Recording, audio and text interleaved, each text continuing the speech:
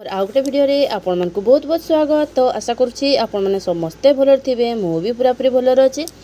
तो देखिपे जून मासर प्रथम सप्ताहर विषय वस्तु आमर अद्विका बैठकर विवरणटा बनईकी आसी। तो मो द्वारा बहुत बड़ भूल हो जाता जोटा कि आमर जड़े दीदी जड़े मत कमेंट्रे जनइले, तेणुक मुझे बहुत बहुत धन्यवाद देवी। कहीं यहीपरी भाव में आपड़ जो मत सहयोग करती एवं मोर भूल को भी आपड़ मत जनाती एवं जो मु भल काम करे ताहा भी आपड़ मत धन्यवाद करती। तेणु करी मु उत्साहित हुए एवं मते खुशी लगे जे आपन मो सहित एते माने भाव में आपन जड़ित हो रही। तेणु करी आपण मन को बहुत बहुत धन्यवाद। आउ से दीदी को मो तरफ बहुत बहुत बहुत धन्यवाद।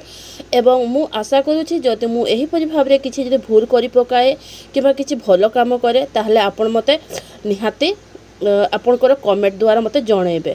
तेणु करी आपन को बहुत बहुत धन्यवाद जे आपण मोर भूल को आपण कहिले बोले। आउ एहा मते बहुत खुशी लगी।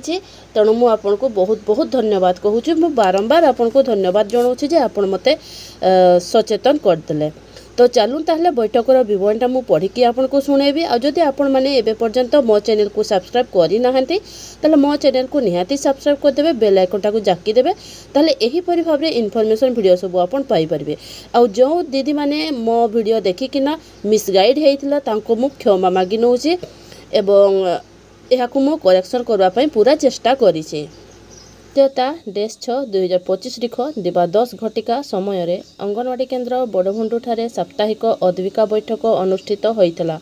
उक्त बैठक रे ग्रामर समस्त किशोर किशोरी बालिका, एनएम दीदी, आशा दीदी, SHG member, GKS member, ward member, anganwadi कर्मी और सहकर्मी समस्ते उपस्थित रही आलोचना रे अंशग्रहण करथिले।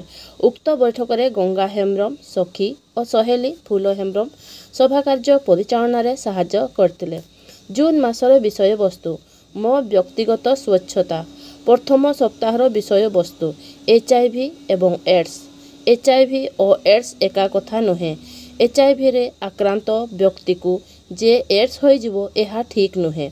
एचआईवी ह्यूमन इम्यूनोडेफिशिएंसी भाइरस एक भाइरस। यह मानव शरीर में रोग प्रतिरोधक तंत्र को क्षतिग्रस्त कर दिए, जहा फल मनुष्य एकाधिक संक्रमण और रोग रे आक्रांत होबार संभावना बढ़ी थाए।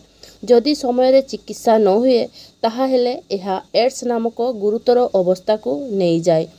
एचआईवी रे संक्रमित हेबार अनेक वर्ष पर मध्य एड्स होई पारे। एचआईवी संक्रमणर कारण एचआईवी संक्रमित व्यक्ति सह असुरक्षित यौन संपर्क रखिले, एचआईवी संक्रमित माँ ठारू गर्भावस्था थिबा संतान किबा जन्मित संतान, एचआईवी संक्रमित रक्त ग्रहण कले, एचआईवी संक्रमित छुंची एवं सीरीज व्यवहार कले, एचआईवी एवं एड्स सह जड़ित अंधविश्वास तथा सत्यता, छुईबा, आलिंगन करिबा, एकाठी खाइबा, शौचालय व्यवहार करिबा, काश, छिंक, लाड़, मल, झाड़, कफ द्वारा एचआईवी व्यापे नाही। एचआईवी मशा कामुड़िबा किंबा कीटपतंग द्वारा संक्रमित हुए नाही, कारण एचआईवी भूताणु केवल मनुष्य शरीर में बंची रुहे। केवल रक्त परीक्षा करी ही एचआईवी संक्रमण विषय रे जानी हुए। चिकित्सा एचआईवी विषय सूचना किंबा परीक्षा करने को चाहिए निकटस्थ सम्मानित परामर्श और परीक्षा केन्द्र आईसीटीसी सहित जोगाजोग करि पारिबे। एड्स पाई वर्तमान सुधा कौनसी फलप्रद उपशम व्यवस्था उपलब्ध नहीं। आमे केवल सचेतन रही एहाठारू निजकू रक्षा करि पारिबा। एचआईवी एड्स को रोकवा हेले व्यापक जनसचेतनता सह निजर व्यवहार रे परिवर्तन और संयमता निहाती आवश्यक। सभा शेष में समस्त को धन्यवाद अर्पण करी किशोरी बालिका मानू आईएफए बटिका बंटन करी सभा सांग करागला। तो मु एहीपरि भाव में लिखी। जदि आपन को आहरी किछि ऐड करिवार थाए ताले करि पारिबे। ठीक अछि, तेले रहुछि। देखा मोर नेक्स्ट वीडियो रे।